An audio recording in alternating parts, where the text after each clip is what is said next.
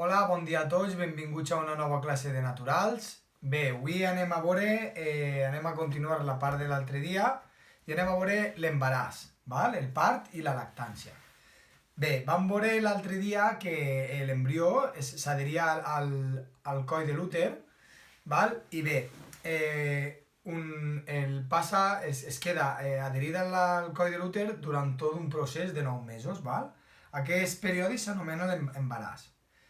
Bé, durant l'embaràs el bebè s'està, que va formant-se en la dona pateix una evolució, val? Diferents canvis, al igual que la dona. La mare, també va experimentant una sèrie de canvis. Val? Hi ha alguns símptomes que determinen, vull dir, que poden donar a conèixer a la dona que està en estat. Com per exemple, les menstruacions es paren, pot tenir marejos, vòmits, val? I malestar puntual. Bé, durant els 3 primers mesos l'embaràs apenas es nota, val? Perquè l'embrió és molt petit i no i l'úter pues, pot contindre aquest embrió sense que es note des de fora. Però conforme va creixent el bebè va ocupant cada vegada més espai. Aleshores, conforme va creixent, doncs, el ventre de la mare doncs, també va creixent. Per això vegem les embarassades que se's nota la panxa, val? Però normalment quan se's nota la panxa ja porten uns mesos d'embaràs. Bé, quan l'embrió s'enganxa a la part de l'úter està envoltat per una bossa de líquid, val? Que s'anomena el líquid amniòtic. A més, l'úter forma un òrgan anomenat placenta. Val? La unió entre la placenta i el bebè, val? És el cordó umbilical, val? Que és un conducte a través d'on el bebè rep tots els nutrients que necessita de la mare. L'embrió va creixent durant l'embaràs, com hem dit, i als 3 mesos rep el nom de fetus. Val? A partir dels 3 mesos ja s'hi poden distingir pues, els braços, la columna, el cor, val? Els dits, inclús es pot ja saber el sexe del fetus, val? Si és xico o si és xica. Encara que no estiga tot format. Bé, com diu així, el fetus continua creixent fins als 9 mesos i aproximadament alcança una estatura d'uns 50 centímetres i uns 3.300 grams, val? 3 quilos i mig aproximadament, val? Depenent molt de cada persona, són uns valors estimats. Bé, el part. El part és el procediment on el bebè ix a l'exterior, val?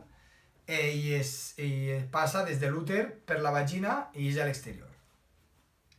Quan la bossa que conté el líquid amniòtic, o sigui, quan la persona va posar-se de part, la bossa que és del líquid amniòtic es trenca, val? I es solta tot el líquid, tota la placenta, tot el líquid amniòtic, perdoneu, es solta a través de la vagina, val? És el que anomenem trencar aigües. Bé, quan comença el part, comencen les contraccions de la dona i comença una dilatació de la vagina, que és per on ha d'eixir el xiquet. Si vegeu en la imatge, vegeu com el xiquet ha de tindre el cap a la part inferior, val? És a dir, té que estar al revés. És a dir, el cap és el primer que ix. Val? Comença la dilatació, el coll de l'úter s'obre a poc, val? Fins que l'úter es contrau, val? Espentant el bebè cap a fora. És un moviment involuntari, tot i que la mare també ha de fer una miqueta de força. I bé, a continuació, la fase d'expulsió, el bebè ix a l'exterior, l'úter es contrau i la mare espenta amb força amb els músculs de l'abdomen, que estem comentant. Quan el bebè hi ha eixit, està allà el cordó umbilical, que recordem que és el que unia amb la mare, es fa una espècie de nuc i és el que es queda és el que tenim el melic, val? I bé, i finalment el part s'expulsa la placenta, que és el que s'anomena el deslliurament. Val, no sempre passa així, el bebè pot vindre de cul, que es diu, que és completament al revés, pot haver que hi ha poca dilatació, aleshores hi ha que intervindre quirúrgicament. Es fa un xicotet tall per baix del melic a la mare i es trau el bebè per ahí, després es cus i es queda ahí, que no es nota i de més. De fet, molts possiblement hageu nascut en aquest procediment, que es diu cesària. Val? Avui en dia és una intervenció molt simple que no té més, és simplement un tall i s'extrau bé i després es cus i ja està. Bé, la lactància. Els primers mesos de que neix el xiquet, els bebès s'alimenten únicament de la llet materna, val? Per això aquesta fase s'anomena la lactància, únicament mengen llet de la mare. Es produeix a les glàndules mamàries, als pits de la mare, després del part, val? Aquesta llet és molt saludable, conté un munt de nutrients, val? Tot l'aliment que necessitaria el bebè. I a més conté moltes defenses per a que el bebè no caiga malalt. Quan la mare no pot, per el motiu que siga, no pot donar el pit, avui en dia existeixen llets, biberons especialitzats, val? Que tenen nutrients molt similars o quasi iguals que la llet materna. Antigament, quan no existia tot aquest procés, existien les mares de llet, val? Que, per exemple, la mare que no podia amamantar el seu fill per el motiu que fora, doncs una altra mare amamantava el fill d'una altra. Aleshores existien les mares de llet.